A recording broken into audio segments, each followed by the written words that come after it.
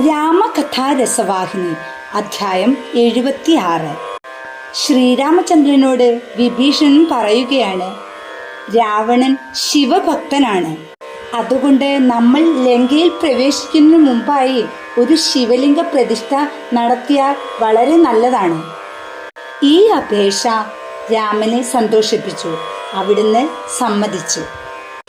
ഇത് കേട്ട് സുഗ്രീവൻ പ്രതിഷ്ഠാ കർമ്മത്തിനാവശ്യമായ എല്ലാ സാധനങ്ങളും കൊണ്ടുവരാൻ വാനരന്മാരോട് നിർദ്ദേശിച്ചു. ഹനുമാനെ പ്രത്യേകമായി അയച്ച് ഒരു വിശേഷപ്പെട്ട ലിംഗവും വരുത്തി. രാമൻ ശാസ്ത്രോക്തമായ രീതിയിൽ ആചാരപൂർവം ബിംബത്തെ സമുദ്രജലത്തിൽ സ്നാനം ചെയ്യിപ്പിച്ച് അതിൽ ചൈതന്യവും കരുണയും നിവേശിപ്പിച്ചു. രാമന്റെ വാക്കുകൾക്ക് മന്ത്രങ്ങളുടെ ശക്തി ഉണ്ടായിരുന്നു. അതുകൊണ്ട് ലിംഗത്തിന്റെ പവിത്രീകരണത്തിന് കൂടുതലായി മറ്റൊന്നും വേണ്ടി വന്നില്ല. വാനരന്മാർ ഉച്ചത്തിൽ വേദസൂക്തങ്ങൾ ചൊല്ലി അവരുടെ ഹർഷോന്മാദപൂർവകമായ ഉദ്ഘോഷണം ആകാശത്തിൽ നിന്നും പ്രതിധ്വനിച്ചു. ചുറ്റും നിന്നിരുന്ന വാനര ലക്ഷങ്ങളിൽ നിന്ന് ഉയർന്ന ജയ ജയ ആരവങ്ങൾക്കിടയിൽ ലക്ഷ്മണന്റെയും സുഗ്രീവന്റെയും സഹായത്തോടുകൂടി രാമൻ യഥാസ്ഥാനം ലിംഗം പ്രതിഷ്ഠിക്കുകയും തത്സംബന്ധമായ ചടങ്ങുകൾ പൂർത്തിയാക്കുകയും ചെയ്തു. അതിനുശേഷം സമുദ്രലംഘനം തുടങ്ങി. മനസ്സിൽ രാമരൂപവും നാവിൽ രാമനാമവും എന്ന രീതിയിൽ വാനരന്മാർ പാലത്തിന്മേൽ കൂടി സൈനിക യാത്ര ആരംഭിച്ചു. ആ രംഗം അവാച്യമായ വിധം മനോജ്ഞവും ഗംഭീരവും ആയിരുന്നു. രാമലക്ഷ്മണന്മാർ പാലത്തിന്മേൽ സ്ഥിതി ചെയ്ത് ഇരുവശത്തും നുര ചിന്നുയരുന്ന സാഗരത്തെ വീക്ഷിച്ചു. കരുണാദ്രതയുടെ കടലായ രാമന്റെ സാന്നിധ്യം കീഴെ അലയടിച്ചു കൊണ്ടിരുന്ന സമുദ്രത്തിന്റെ ചൈതന്യത്തെയും ഉത്തേജിപ്പിക്കുകയുണ്ടായി. രാമനെ ഒരു നോക്ക് കാണാനായി തിരമാലകൾ ഉയർന്നു. കടലിലെ ജീവരാശികൾ വെള്ളത്തിന്മേലെ എത്തി നോക്കി. രാമനെ കണ്ട ആനന്ദത്തോടെ വിലസി. അവർ സ്വന്തം പ്രകൃതി പരിത്യജിച്ച് രാമന്റെ ദിവ്യരൂപത്തെ തന്നെ ദീർഘമായും അത്യാശയോടുകൂടിയും തുറിച്ചു നോക്കി. ലങ്കയെ തൊടുന്ന പാലത്തിന്റെ അറ്റത്ത് വാനരന്മാർ ഒരു താവളം തയ്യാറാക്കിയിരുന്നു. മുന്നണിപ്പട പാലത്തിന്റെ അറ്റത്ത് എത്തിയപ്പോൾ ആ വാർത്ത ദ്വീപിലുടനീളം പരന്നു. പതുക്കെ പാലം കടക്കുക എന്ന രാമൻ, ലക്ഷ്മണൻ, സുഗ്രീവൻ, വിഭീഷണൻ എന്നിവരും വളരെ വേഗത്തിൽ ലങ്കയുടെ പ്രധാന കോട്ടവാതിൽക്കലെത്തി.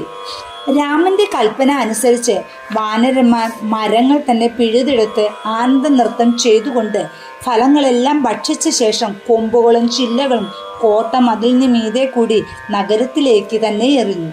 അവർ മതിലിന്റെ മുകളിൽ കൂടി കൂറ്റൻ കല്ലുകൾ ഉരുട്ടി അപ്പുറത്തുള്ള നഗരവീഥികളിൽ ഇട്ടു. കോട്ടയ്ക്കപ്പുറം നടന്നു നീങ്ങിയ രാക്ഷസന്മാരെ സമീപിച്ച് കഴുത്ത് ഞെക്കിക്കളയുമെന്ന് ഭീഷണിപ്പെടുത്തി. കവികളുടെ ശല്യമുണ്ടാക്കുന്ന അത്തരം തമാശ പ്രയോഗങ്ങൾ നിയന്ത്രിക്കാൻ കഴിഞ്ഞിരുന്നില്ല. ശത്രു പടിക്കൽ എത്തിയിരിക്കുന്നു എന്ന വാർത്ത രാവണന് ഉടൻ ലഭിച്ചു. 10 ഖണ്ഡങ്ങൾ ഉണ്ടായിരുന്നുവെങ്കിലും അന്യന്മാരുമായുള്ള ആശയവിനിമയത്തിന് ഒരു ഖണ്ഡം മാത്രമേ സാധാരണ ഉപയോഗിച്ചിരുന്നുള്ളൂ. എന്നാൽ ഇപ്പോൾ അദ്ദേഹം ക്രോധം കൊണ്ടും വിദ്വേഷം കൊണ്ടും 10 ഖണ്ഡങ്ങളിൽ കൂടിയും അലറി. 10 ഖണ്ഡങ്ങളിൽ കൂടി സംസാരിക്കുന്നത് ഒരശുഭ ലക്ഷണമാണെന്ന് രാവണൻ ഓർത്തതേയില്ല. എല്ലാ ഖണ്ഡങ്ങളിൽ കൂടിയും ഒന്നിച്ച് സംസാരിക്കാൻ തുടങ്ങിയാൽ തൻ്റെ അവസാന കാലം ആസന്നമാണെന്ന ഒരു ശാപവും വളരെ മുമ്പ് തന്നെ അദ്ദേഹത്തിന് ലഭിച്ചിരുന്നു. ഈ ഗർജനം കഴിഞ്ഞ് ചില നിമിഷങ്ങൾക്ക് ശേഷമാണ് അദ്ദേഹത്തിന് ഈ ശാപത്തെപ്പറ്റി ഓർമ്മ വന്നത്. അതോർത്ത് അദ്ദേഹം ഭയവിഹ്വലനായി. മറ്റ് 9 ഖണ്ഡങ്ങൾ നിയന്ത്രിക്കാൻ അദ്ദേഹം എത്ര ശ്രമിച്ചിട്ടും ഫലപ്രദമായില്ല. ഈ അസാധാരണമായ സംഭവം മനസ്സിലാക്കിയ രാക്ഷസന്മാർ അദ്ദേഹത്തിന്റെ അന്ത്യം അടുത്തിരിക്കുന്നുവെന്ന് അനുമാനിച്ചു. വിശേഷിച്ചും രാമനും വാനര സൈന്യങ്ങളും ലങ്കയിൽ പ്രവേശിക്കുകയും ചെയ്തു കഴിഞ്ഞു. അവർ തങ്ങളുടെ ഭാര്യമാരോടും കുട്ടികളോടുമൊപ്പം ഇരുന്നു. ഇന്നോ അടുത്ത ദിവസമോ അവരുടെ ജീവിതം ഒടുങ്ങുമെന്ന് വിലപിച്ചു. തങ്ങൾക്ക് അവശേഷിച്ച അല്പസമയം വിനോദിച്ചും സുഖിച്ചും വിനിയോഗിക്കാൻ അവർ തീരുമാനിച്ചു. ആപത്ത് സമീപിക്കുമ്പോൾ വിവേകം അകലുന്നു എന്നാണല്ലോ ആപത്ത് വാക്യം. ശാപം ഫലിക്കാൻ പോവുകയാണെന്ന് അറിഞ്ഞിട്ടും രാവണൻ ആ മുന്നറിയിപ്പ് തള്ളിക്കളഞ്ഞു.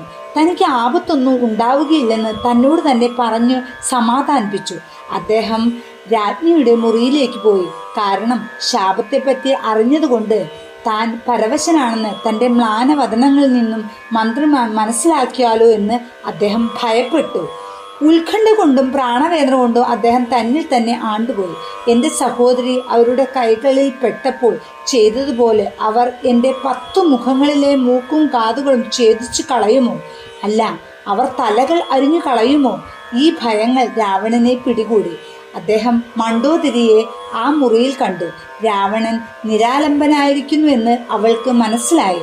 അദ്ദേഹത്തിനോട് ചില കാര്യങ്ങൾ ഉപദേശിക്കാൻ അവർ തീർച്ചയാക്കി. അവൾ അദ്ദേഹത്തിൻ്റെ കരങ്ങൾ തൻ്റെ കൈകളിൽ ഗ്രഹിച്ച് ശാന്തവും മൃദുവും മധുരവുമായ സ്വരത്തിൽ പറഞ്ഞു, നാഥ, ഞാൻ പറയുന്നത് സദയം ശ്രദ്ധിക്കൂ. അങ്ങയുടെ ക്രോധം ഉപേക്ഷിക്കുക. എൻ്റെ വാക്കുകൾ കേൾക്കുക. അവയെപ്പറ്റി വളരെ ശ്രദ്ധയോടുകൂടി പരിചിന്തനം ചെയ്യുക.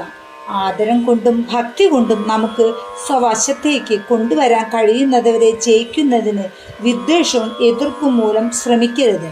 ആ പരിതസ്ഥിതികൾ നാം ബുദ്ധിപൂർവമായ അനുമാനശക്തി പ്രയോഗിക്കണം. അങ്ങനെയുള്ള പുണ്യാത്മാക്കളെ എതിർക്കുകയാണെങ്കിൽ അത് യാതൊരു നന്മയും കൈവരുത്തുകയില്ല. അങ്ങ് രാമനെ നേരിടുകയാണെങ്കിൽ അങ്ങേക്ക് ജയം നേടാൻ സാധിക്കുകയില്ല.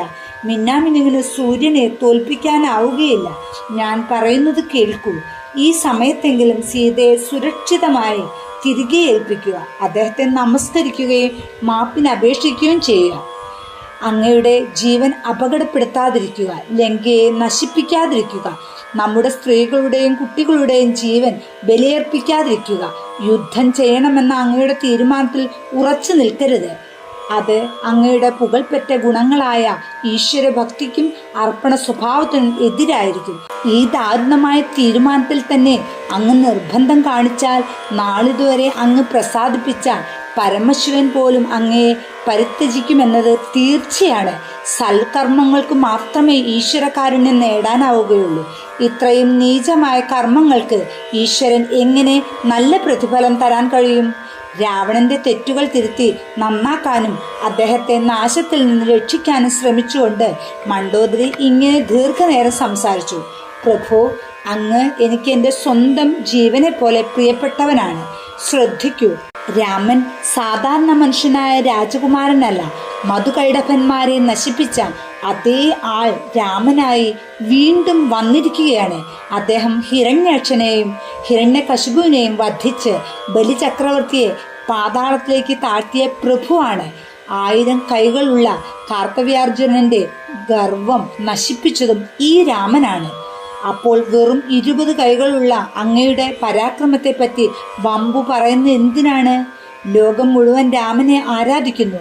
ഏറ്റവും ശുഭമായ രൂപമാണ് അവിടുത്തേത്. ക്രൗര്യത്തിൽ നിന്നും തിന്മയിൽ നിന്നും ഭൂമിയെ രക്ഷിക്കാൻ വേണ്ടി ഈശ്വരൻ രാമനായി അവതരിക്കുമെന്ന് ബ്രഹ്മാവ് അങ്ങയോട് പറഞ്ഞതായി വളരെ കാലം മുമ്പ് അങ്ങ് എന്നോട് പറയുകയുണ്ടായിട്ടുണ്ട്.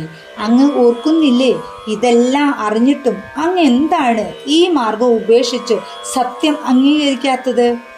സീതയെ, ആ ചാരിത്ര പാരമ്യത്തെ, സദ്വൃത്തികളുടെ ആ മകുടത്തെ, സൗന്ദര്യത്തിൻ്റെ അതുല്യമായ രത്നത്തെ രാമന് തന്നെ തിരിച്ചു കൊടുക്കൂ.